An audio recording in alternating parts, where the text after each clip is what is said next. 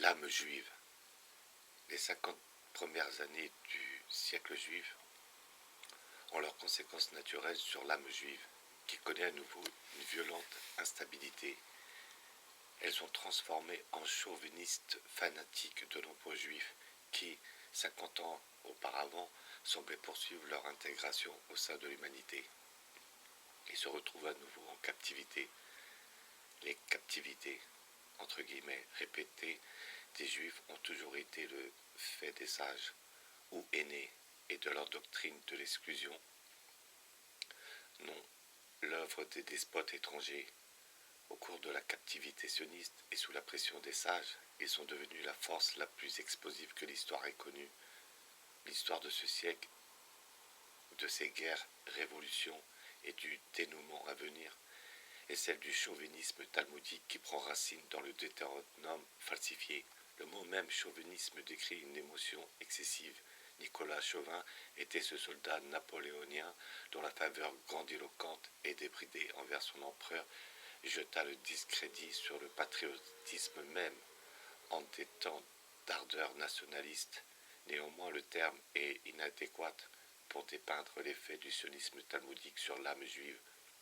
Aucun mot autre que talmudiste n'existe pour décrire cette frénésie unique et sans limite de destruction. En 1933, M. Bernard J. Brown écrivit, ouvrez les guillemets, être consciemment juif représentait la forme inférieure du chauvinisme, puisqu'il s'agit du seul chauvinisme qui soit basé sur de faux principes. Ces principes sont ceux du Talmud et de la Torah falsifiée, à savoir Dieu promis à une certaine tribu la suprématie dans ce monde sur toutes les autres nations asservies et l'héritage exclusif de l'autre monde en échange de la stricte observance d'une loi basée sur les sacrifices sanglants et de la destruction ou de l'asservissement des races plus viles ne possédant pas cette loi. Que le chauvinisme talmudique ou le chauvinisme sioniste, je pense que chacun de ces termes est plus juste que le chauvinisme juif de M. Brown représente ou non la forme inférieure du chauvinisme. Ces 50 dernières années ont démontré qu'il s'agit de la forme la plus violente qu'ait connue l'homme à ce jour. Ces conséquences sur l'âme juive se reflètent dans le changement de ton de littérature juive actuelle. Avant de présenter des exemples éclairant ce phénomène, on peut fournir une brève illustration des conséquences d'une génération à l'autre en citant le cas de deux juifs, père et fils. M. Henry Mogento, père, était un juif américain renommé devenu ambassadeur. Il était le produit de l'émancipation juive qui avait eu lieu au cours du siècle dernier. Il incarnait ce que les juifs d'aujourd'hui auraient pu être s'il n'y avait pas eu le chauvinisme talmudique, et déclara, ouvrez les guillemets, le sionisme représente le mensonge le plus énorme de toute l'histoire juive. J'affirme qu'il est fondamentalement erroné et que ces idéaux spirituels sont stériles. Le sionisme est une traîtrise, une proposition venant d'Europe de l'Est, introduite dans ce pays par des juifs américains. S'il devait aboutir, cela coûterait aux juifs d'Amérique l'essentiel de leur acquis en termes de liberté, d'égalité et de fraternité. Je me refuse à être traité de sioniste, je suis un Américain. À la génération suivante, le nom de son fils, M. Henry Mogento Jr., devint inséparablement associé à la fondation de l'État sioniste, le mensonge grotesque dont parlait son père, et avec la vengeance talmudique en Europe, subséquemment, le fils pourrait se révéler être l'un des hommes principalement responsables de la concrétisation des conséquences de son père redouté. Le Dr Wiseman rapporte le rôle important joué par Mogento fils dans le drame qui eut lieu en coulisses à New York et dont l'apogée fut l'établissement dans la violence de l'État sioniste à la reconnaissance de ses actes par un président américain. En Europe, il parraina via le plan Mogento la partition du continent et la progression de la révolution jusqu'au cœur de celui-ci. Certains passages de ce plan paraphés par M. Roosevelt et Churchill, qui tous deux le renièrent lorsque le mal fut fait, sont particulièrement significatifs, à savoir ceux qui proposent que toutes les usines et les équipements industriels qui n'auraient pas été détruits par les actions militaires en Allemagne soient totalement détruits et que les mines soient inondées. La source initiale de cette idée de destruction totale ne peut apparemment provenir que du Talmud et de la Torah, où elle fait partie de la loi de Dieu. L'État sioniste lui-même, comme je l'ai montré, fut fondé sur des actes de destruction totale à Deir Yassin et par conséquent sur une observance littérale de cette loi falsifiée. S'il n'y avait pas eu le chauvinisme sioniste et les politiques occidentaux pour le servir de par leur fonction d'administrateur, le fils serait peut-être devenu un homme de la même trempe que son père. Et cet exemple particulier s'applique à la plupart des juifs et au changement qui s'est produit dans l'âme juive lorsque des juifs renommés s'investirent dans tels projets et se révélèrent capables d'exiger le soutien des présidents américains et des premiers ministres britanniques. Le peuple juif fut obligé de suivre. Cette tendance générale se reflète dans la littérature de plus en plus abondante issue du chauvinisme talmudique. Jusqu'au milieu du siècle dernier, la littérature spécifiquement juive était rare et principalement lue au sein des communautés fermées auxquelles elle était destinée. Dans les librairies généralistes, les auteurs juifs tenaient une place à peu près proportionnelle à leur représentation au sein de la population, ce qui était naturel, et dans leurs œuvres, ils ne prenaient pas pour règle d'écrire en tant que juifs ou de broder sur des thèmes exclusivement juifs. Ils s'adressaient à un public large et évitaient la séduction chauviniste destinée aux juifs, de même que tout ce qui n'importe quel nom juif aurait pu considérer comme blasphématoire, séditieux, obscène ou calomnieux. La transformation qui s'est opérée au cours des 50 dernières années reflète tout autant le développement du chauvinisme talmudique que la subordination forcée des non-juifs à ce dernier. Aujourd'hui, si on comptait les livres traitant de sujets liés au judaïsme, qu'ils soient écrits par des juifs ou des non-juifs, on découvrirait sans doute qu'ils constituèrent le thème le plus fourni au sein de la littérature occidentale, en dehors des fictions, et le changement de ton et de normes est très sensible. Comme cela est arrivé progressivement, et comme aujourd'hui les critiques sont en pratique quasiment interdites, car considérées comme antisémites, le changement n'a pas été consciemment perçu par les masses. On peut mesurer la portée de ce changement par la comparaison suivante. Une bonne partie de ce que contient la littérature chauviniste talmudique aujourd'hui, je citerai quelques exemples, n'aurait pas tout été publié il y a 50 ans, car elles auraient été considérées comme contraires aux normes alors généralement acceptées.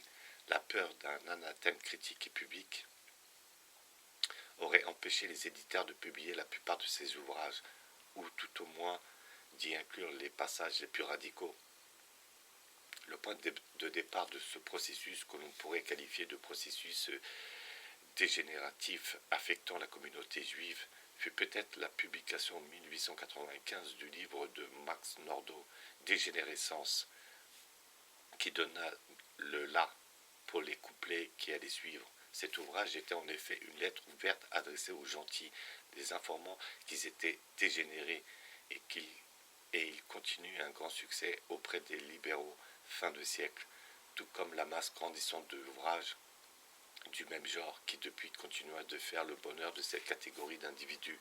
La dégénérescence juive ne faisait pas partie du thème de ce livre, et l'auteur aurait considéré la dégénérescence juive uniquement par opposition au sionisme, car il fut le lieutenant de Herzl et l'homme qui, au cours du congrès sioniste après la mort de Herzl, prédit la Première Guerre mondiale et le rôle qui jouerait l'Angleterre dans l'établissement de la partie sioniste. Dégénérescence était révélateur autant de l'époque que du thème. Il fut publié la même année que l'État juif de Herzl, et c'était aussi l'année de la première révolution en Russie. La révolution et le sionisme sont tous deux essentiels au concept talmudique du Deutéronome, et de ces deux mouvements, selon mes analyses, furent développés sur une direction talmudique. À la suite de Dégénérescence se déferla la grande marée de la littérature chauviniste talmudique. Un exemple de notre époque est un livre publié à New York au cours de l'année 1941, lorsque Hitler, Adolf, Jacob Rothschild et Staline rompirent et que l'Amérique entra en guerre. Germany Must Perish de M. Theodor N. Kaufmann proposait l'extermination du peuple allemand dans le sens littéral de la loi contenue dans le Talmud et la Torah. M. Kaufmann proposait que l'extinction de la race allemande soit réalisée par la stérilisation de tous les Allemands en âge de procréer, les hommes de moins de 60 ans et les femmes de moins de 45 ans, stérilisation qui aurait eu lieu dans les 3 ans suivant la fin de la guerre. Il proposait également que les frontières de l'Allemagne soient fermées pendant ce processus et qu'ensuite le territoire soit partagé entre les autres peuples, si bien que le territoire et population disparaîtraient de la carte. M. Kaufmann calcula qu'avec l'arrêt des naissances induits par les stérilisations, le taux de mortalité normal provoquerait une extinction de la race allemande dans les 50 à 60 années à venir. Je suis certain que le dégoût du public aurait dissuadé tout éditeur de publier cet ouvrage pendant la Première Guerre mondiale et peut être même à n'importe quelle époque antérieure depuis l'invention de l'imprimerie. En 1941, il fut publié avec les éloges de 2 grands quotidiens américains, tous deux détenus et dirigés par des juifs sionistes. Le New York Times décrivit la proposition comme un plan permettant une paix permanente entre les nations civilisées. Le Washington Post la qualifia de théorie provocante présentée d'une manière intéressante. Cette proposition était plus littéralement talmudique que tout ce que j'ai jamais pu rencontrer par ailleurs. Mais l'esprit qui l'animait soufflait dans de nombreux autres ouvrages. La haine qui était imprimée n'était pas limitée aux Allemands. Elle s'étendait aux Arabes et pour un temps aux Britanniques, de la même manière qu'elle aurait précédemment été dirigée contre les Espagnols, les Russes, les Polonais et bien d'autres. Il ne s'agissait pas d'une affaire personnelle, étant le produit final de l'enseignement talmudique. Cette haine s'appliquait impartialement à tout ce qui n'était pas judaïte et caïnite, ciblant d'abord un ennemi symbolique et ensuite un autre, dans un monde où, selon la loi lévitique, tout était des ennemis. Le développement de l'expression ouverte de ce sentiment violent qui n'était plus limité par le besoin initial de respecter les standards occidentaux généralement acceptés explique les craintes exprimées par M. Brown en 1933, par le rabbin Elmer Berger pendant les années 40 et par M. Alfred Lilienthal au cours de la décennie actuelle. L'illustration de ce sentiment dans les ouvrages juifs justifiait leur inquiétude. Livre après livre, les écrivains juifs, dans un style introspectif, examinaient l'âme juive et à la fin aboutissaient à des expressions de mépris ou de haine envers tel ou tel autre groupe de non-juifs, tout ceci exprimé en des termes chauvinistes. M. Arthur Koestler, décrivant son analyse du judaïsme, écrivit, ouvrez les guillemets, la chose la plus déconcertante fut de découvrir que la saga du peuple élu semblait être prise de façon tout à fait littérale par des juifs traditionnalistes. Ils se plaignaient de discrimination raciale et affirmaient en même temps leur supériorité raciale basée sur l'alliance de Jacob avec Dieu. L'effet de cette découverte déconcertante concernant cette âme juive si particulière fut que je découvrais le judaïsme, plus j'étais bouleversé et plus je devenais profondément sioniste. La cause probable, le terme raison ne peut être utilisé pour décrire une réaction aussi illogique de cet étrange effet provoqué par M. Koestler est contenu dans ces 200 pages de complaintes concernant la persécution des Juifs en Europe et leur expulsion de ce continent. Il évita de se plaindre en justice en estimant que les Arabes qui n'avaient rien fait de mal devraient souffrir, décrivant une famille arabe persécutée en Palestine et expulsée de ce pays par les sionistes en ces termes. Ouvrez les guillemets, la vieille femme marchera devant et mènera l'âne par les rênes, et le vieil homme le chevauchera, plongé dans une profonde méditation sur l'occasion manquée de violer le plus jeune de ses enfants. Dans cette description, les victimes n'étant pas juifs ont fait en sorte que les actes de persécution et d'expulsion apparaissent comme respectables, en attribuant aux victimes des pensées révoltantes. Le changement de ton et de la valeur dans la littérature juive de notre époque est à nouveau montré dans les écrits de M. Ben H., dont certains ont été cités précédemment, y compris sa déclaration selon laquelle si Jésus avait été réduit à l'état de viande hachée au lieu d'être glorifié par la crucifixion, le christianisme n'aurait jamais existé. Je doute que par le passé, les journaux ou les éditeurs auraient accrédité des paroles dont l'unique objectif était manifestement de blesser autrui. M. H. écrivait un jour ouvrez les guillemets, j'ai vécu 40 ans dans mon pays, l'Amérique, sans être confronté à l'antisémitisme et sans me sentir concerné, ne serait-ce que vaguement par son existence. Par conséquent, il était logique que M. H n'envisage pas de vivre ailleurs. Toutefois, lorsque l'État sioniste était en cours de création, il écrivit qu'à chaque fois qu'un soldat britannique était tué en Palestine, ouvrez les guillemets, les Juifs d'Amérique ressentent dans leur cœur un élan de joie. Les livres de M. Meyer Levin offrent une vision profonde, voire éclairante, de l'évolution de l'âme juive au cours de ce siècle. Ces ouvrages contiennent également des éléments qui, de mon point de vue, n'auraient pas trouvé d'éditeur auparavant. In Cher de M. Levin illustre ce que M. Sylvain Lévy voulait dire lorsque, à la conférence de paix de 1919, il mit en garde contre les tendances explosives des Juifs de l'Est. M. Levin, né en Amérique de parents originaires d'Europe de l'Est, fut élevé dans la haine des Russes et des Polonais. Il semble avoir trouvé peu de satisfaction dans le nouveau pays où il était né, et pendant ces années de jeune adulte fit office d'agitateur au sein des mouvements ouvriers de Chicago. Il raconte que la première fois de sa vie fut remplie de douloureux efforts pour fuir sa judaïté et alternativement s'immerger dans la judaïté. Si certains juifs se croient irrémédiablement différents de tout le reste de l'humanité, M. Levin offre deux aperçus qui permettent au lecteur de se rendre compte que cette croyance est le fruit d'une perversité contraire, quasi mystique. Il dit qu'il est sans arrêt à se demander, ouvrez les guillemets, qui suis-je et qu'est-ce que je fais ici? Et il avance que partout les Juifs se posent la même question. Ensuite, il rapporte certaines des découvertes auxquelles le mena cette introspection. Décrivant le meurtre commis par Léopold et de Loeb à Chicago, où deux jeunes juifs, fils de parents aisés, tuèrent et mutilèrent un jeune garçon, lui aussi juif, pour des raisons extrêmement morbides.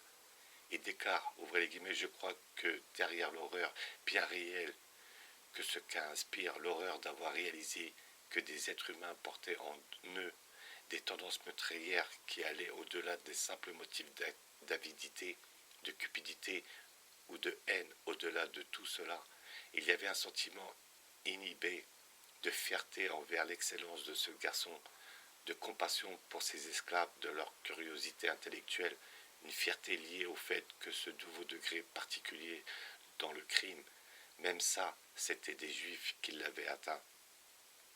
De façon confuse, avec une crainte mêlée de respect, et dans cette élégance momentanée et errante à la fois d'expérience, juste le sentiment que je comprenais et que surtout en tant que jeune juif intellectuel, je me sentais proche d'eux. À une autre occasion, il décrit le rôle qu'il joua et le qualifie d'aide bénévole, mais on pourrait légitimement utiliser le terme agitateur pendant la grève de sidérurgistes en 1937 à Chicago, lorsque les grévistes et la police s'opposèrent et que des coups de feu furent tirés, entraînant la mort de plusieurs personnes. M. Levin, en tant que bénévole, s'était mêlé à la procession des manifestants et s'enfuit avec les autres. Lorsque la fusillade commença, il n'était ni sidérurgiste ni gréviste. Ensuite, avec d'autres apparemment, eux aussi bénévoles, il organisa un grand meeting. Au cours de celui-ci, il montra des diapos réalisés à partir de photos de journaux dont il avait enlevé les légendes. Il accompagna ces images de ses propres commentaires dans des termes choisis afin de donner à ces photos une interprétation enflammée, différente de celle des légendes originales, et déclare, ouvrez les guillemets, un grondement tellement étrange s'éleva que j'eus l'impression que le vaste auditorium était devenu un chaudron de rage. En se reversant sur moi, j'eus le sentiment que je ne pourrais jamais contrôler la foule, qu'elle allait se précipiter vers les portes, sortir en courant et brûler l'hôtel de ville. L'impact de ces images était si révoltant. À cet instant, je me réalisais pleinement le danger du pouvoir, car je sentis que quelque chose aurait suffi à déclencher une violence supérieure à celle qui s'était manifestée le jour du souvenir. Si parfois je m'étais senti exclu en tant qu'étranger, artiste et juif, je savais que l'action universelle existe. Je perçus que peut-être l'une des raisons du réformisme social des Juifs était le besoin de se fondre dans ces mouvements qui englobent son propre problème. Une fois de plus, ces mots rappellent la complainte ou menace selon son intention exprimée par M. Maurice Samuel en 1924. Ouvrez les guillemets, nous les Juifs, les destructeurs resteront des destructeurs à jamais. M. Levin semble dire que ce n'est que dans l'incitation d'autrui qui pourrait, lui, l'étranger, se sentir inclus ou voir son problème englobé. L'incitation de la foule, stupide et irraisonnée, est le thème central des protocoles de 1905. Dans le passage cité, M. Levin semblait sous-entendre qu'il ne pourrait se sentir impliqué dans l'humanité qu'en incitant ainsi une foule. Ces derniers voyages furent entrepris dans le même esprit. Pendant sa jeunesse, le sionisme était pratiquement inconnu, et en 1925, lorsqu'il avait 25 ans, ce n'était encore qu'une question qui avait à peine effleuré les Juifs nés en Amérique. C'était un thème qui occupait des barbus du vieux pays. Et si un Juif américain se retrouvait entraîné à un meeting sioniste, il trouvait que les intervenants parlaient avec un accent russe ou revenaient tout simplement du yiddish. Ma propre famille n'avait en effet aucun intérêt dans ce mouvement. Comme dans le cas de Mongento, père et fils, il fallut une génération pour constater le changement. Les parents de M. Levin, émigrants d'un pays de prétendue persécution, étaient heureux d'avoir trouvé un autre pays où ils prospéraient. Le fils n'était pas satisfait. Rapidement, il se retrouva en Palestine. Il nourrit des sentiments de vengeance à l'encontre des Arabes, dont il n'avait jamais entendu parler pendant sa jeunesse. Il raconte comme une bonne blague un incident qui eut lieu dans une colonie sioniste lorsqu'un Arabe traversant des champs demanda humblement un peu d'eau, et M. Levin et ses amis lui montrèrent un tonneau auquel but l'Arabe, reconnaissant pendant qu'il riait, c'était l'eau des chevaux. 10 ans plus tard, il était en Allemagne et il joua son rôle dans la vengeance talmudique. Il était correspondant pour un journal américain et décrit comme lui et un autre correspondant juif sillonnèrent l'Allemagne en conquérant armés illégalement dans une jeep, pillant et détruisant selon leur bon vouloir, et déclara alors que la soumission passive des Allemands face aux conquérants déclencha le désir irrépressible de les violer, et que quelquefois la haine chez un homme devenait tellement puissante qu'il ressentait un besoin absolu de violence.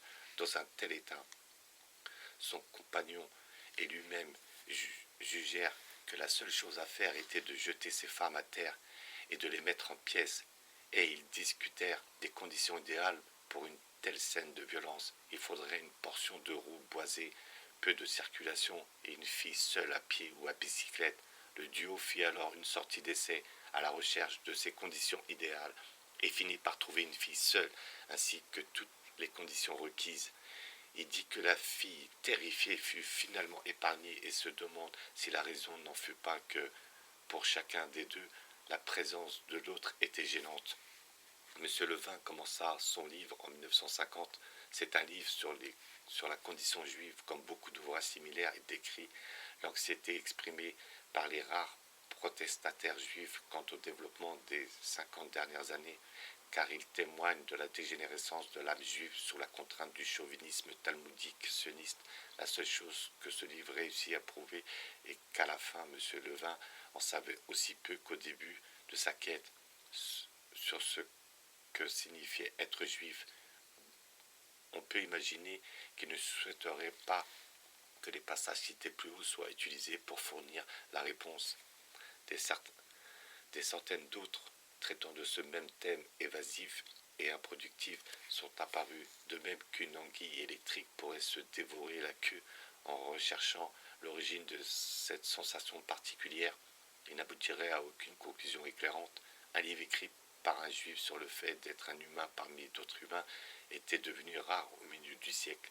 Les écrits de plus en plus nombreux, remplis de provocations et de haine, dont quelques exemples viennent d'être donnés, et la quasi-suppression de l'objection à ces derniers, sous peine d'être taxés d'antisémitisme, donne au XXe siècle son caractère distinctif. Cet âge du chauvinisme talmudique et de l'impérialisme talmudique. Notre situation actuelle fut prédite il y a près de 100 ans par un Allemand, Wilhelm Marr.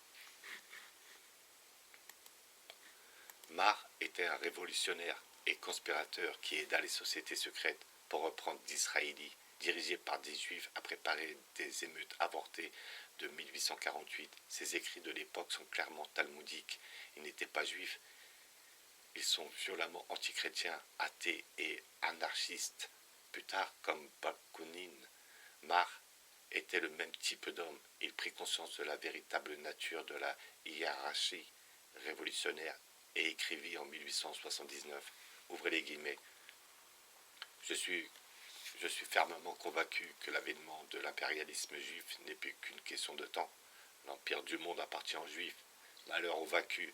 Je suis pratiquement certain qu'avant que 4 générations ne soient écoulées, il n'y aura plus une seule fonction au sein de l'État, y compris les plus importantes, qui ne soit pas entre les mains des juifs sionistes. Actuellement, seul parmi les États européens, la Russie résiste encore à la reconnaissance officielle des envahisseurs étrangers. La Russie constitue le dernier rempart, et contre ce rempart, les Juifs ont creusé leur ultime fossé. Si l'on en juge par le cours des événements, la capitulation de la Russie n'est qu'une question de temps. Dans ce vaste empire, le judaïsme trouvera le levier d'Archimède qui lui permettra de sortir toute l'Europe de l'Ouest de ses gonds une fois pour toutes. Le sens de l'intrigue juive provoquera une révolution en Russie telle que le monde n'en a encore jamais connue. La situation actuelle du judaïsme en Russie est telle qu'il doit encore craindre l'expulsion. Mais lorsqu'il aura mis la Russie à genoux, il n'aura plus à craindre aucune attaque. Quand les Juifs auront pris le contrôle de l'État russe, ils entreprendront la destruction de l'organisation sociale de l'Europe et de l'Ouest. La dernière heure de l'Europe sonnera au plus tard, dans 100 ou 150 ans. La situation actuelle de l'Europe, au sorti de la Seconde Guerre, montre que cette prévision s'est largement réalisée. En effet, il ne reste plus que le dénouement pour un accomplissement total. À ce sujet, la vision de Marr fut peut-être trop pessimiste jusqu'à ce jour. L'histoire du monde n'a pas connu de décision irrévocable, de victoire décisive, de conquête permanente ou d'armes absolues. Le dernier mot jusqu'à maintenant s'est toujours avéré conforme à ce passage du Nouveau Testament. Ce n'est pas encore la fin. Fermez les guillemets. Toutefois, la dernière partie de la prévision de Marr, le troisième acte de la tragédie du XXe siècle, est manifestement proche, quelle que soit son issue et ses répercussions ultérieures. Et afin de s'y préparer, l'âme juive a été de nouveau emprisonnée par le chauvinisme talmudique. M. Georges Sokolsky, le célèbre chroniqueur juif de New York, fit remarquer en janvier 1956, ouvrez les guillemets, il existait une opposition considérable au sionisme au sein de la communauté juive mondiale. Mais au fil des années, l'opposition s'est atténuée. Et là où elle existe encore, elle est tellement impopulaire qu'elle est généralement clandestine. Aux États-Unis, l'opposition à Israël parmi les Juifs est négligeable. Les quelques avertissements qui s'élevèrent encore comme jadis, ceux de Jérémie, viennent presque tous de Juifs. La raison n'en est pas que les écrivains non-juifs sont moins bien informés, plus myopes ou moins courageux. Cela fait longtemps qu'il est tacitement admis que les opposants juifs ont le droit de se faire entendre dans une certaine limite, car ils sont des nôtres, mais que l'objection venant des non-juifs ne doit pas être tolérée vu l'état de la presse occidentale aujourd'hui. Dans cette troisième partie du XXe siècle, cette règle est observée presque sans exception. À ce propos, les quelques avertissements cités ici viennent de juifs. Frank Klorodorov déclara au gouvernement américain Human Events, 10 mars 1956, qu'au Moyen-Orient, ouvrez les guillemets, il ne traitait pas en réalité le gouvernement israélien, mais avec les juifs américains.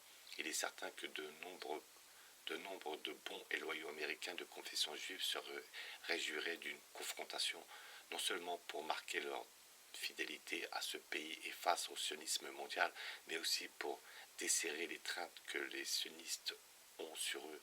De la même manière que M. Alfred Lilienthal, Human Events, 10 septembre 1955, ce fut l'écho du plaidoyer désespéré émis par le regret James Forrestal, 8 ans auparavant, alors que l'ombre de l'élection présidentielle de 1956 planait sur l'Amérique, et supplia lui aussi les deux grands partis politiques lorsqu'ils entrèrent en compétition de retirer la question israélo-palestinienne des questions de politique intérieure. Ces deux avertissements émis par des juifs parurent dans une lettre d'information de Washington réputée mais à tirage limité. Les journaux à grand tirage ne leur offrirent pas de tribune. D'autres opposants juifs de la dernière heure entonnèrent la vieille complainte de la catastrophe imminente. En 1933, Bernard J. Brown avait vu le désastre approcher. Ouvrez les guillemets. Jamais dans l'histoire de l'humanité il n'y a eu un groupe d'individus qui se soit empêtré dans autant d'erreurs et persisté dans leur refus de voir la vérité, comme ce fut le cas pour notre peuple au cours des 300 dernières années, la période qui connut l'émergence des Juifs de l'Est talmudique et la guerre talmudique victorieuse contre l'assimilation des Juifs. 15 ans après cet avertissement, des opposants juifs se mirent à prononcer le mot sous-entendu dans l'avertissement. Ouvrez les guillemets, catastrophe. Le rabbin Elmer Berger écrivait en 1951, à moins que les Américains de confession juive aient un grand nombre d'Américains d'autres confessions que l'on a fourvoyés en les amenant à soutenir le sionisme, ne reviennent aux fondamentaux de la vie américaine et du judaïsme sioniste, nous nous dirigeons vers ce qui ressemble à une catastrophe. La préface du livre du rabbin Berger fut écrite par une autorité non juive, le docteur Paul Hutchinson, éditeur de The Christian Century. Il fut plus explicite. Cette revendication du droit des Juifs américains de refuser l'assimilation est en train de mener à une crise qui pourrait avoir des conséquences déplorables. Il devint déjà clair qu'à chaque fois qu'Israël se retrouva dans un conflit, et nombre de ces décisions politiques, en particulier dans les domaines de l'économie et de l'immigration, semblent presque conçues pour produire des conflits. On attendra des Juifs américains qu'ils exercent une forte pression sur le gouvernement des États-Unis afin qu'ils interviennent pour arranger les choses. Les dirigeants sionistes n'ont pas hésité à pousser ce comportement à l'extrême jusqu'au chantage politique. Ces mots furent écrits de nombreuses années avant que l'ex-président Truman ne confie ce fait dans ses mémoires. Cela peut continuer encore un petit moment à cause de notre système électoral particulier, mais New York n'est pas les États-Unis. Et si ce type d'intervention musclée au nom d'un État étranger perdure, attendez-vous à une explosion. Cet avertissement, bien que clair pour les Juifs, pourrait produire dans l'esprit des non-Juifs l'impression fausse que les Juifs vont droit à une catastrophe de leur propre fait, que dans ce cas le chauvinisme talmudique leur retombera dessus, qu'ils ne devront alors s'en prendre qu'à eux-mêmes, en particulier les suffisants et les rancuniers pourraient tomber dans cette illusion. Ce serait effectivement une illusion, ce phénomène récurrent dans l'histoire telle qu'elle est écrite. La catastrophe juive, invariablement la petite part concernant les Juifs dans une catastrophe générale, la proportion étant, disons, d'environ 1% du malheur global. Les monstrueux faux fuyants de la Seconde Guerre à propos des 6 millions de Juifs qui périrent ne changent rien à cette vérité immuable. La catastrophe fomentée au cours de ces 50 dernières années sera générale et la part juive de celle-ci sera réduite. Elle sera décrite comme une catastrophe juive telle que fut décrite la Seconde Guerre, mais ceci est l'image erronée projetée à la populace sur l'écran lumineux dans les salles obscures. Souvent les Juifs, et c'est de manière tout à fait sincère, n'arrivent pas à envisager une calamité impliquant des Juifs, et quel que soit le nombre de victimes non juives, comme autre chose qu'une catastrophe juive. Il s'agit d'un paradigme provenant de l'enseignement original du Talmud et de la Torah, dans lequel seul le peuple élu jouit d'une véritable existence, alors que les autres sont les ombres ou du bétail. Le livre de Carl Stern, The Pillar of Fire, en offre une illustration. Monsieur Stern, un juif qui est grandi en Allemagne entre les deux guerres, est parti au Canada où il se convertit au catholicisme, dit qu'il y avait au sein du mouvement de la jeunesse juive en Allemagne dans les années 20, une ambiance générale qui semblait annoncer les événements qui allaient se produire plus tard. Il y avait une atmosphère latente de tristesse, de questions et de doutes concernant la grande catastrophe juive, ou plutôt la grande catastrophe européenne dans laquelle la destinée des Juifs était entremêlée d'une façon si étrange.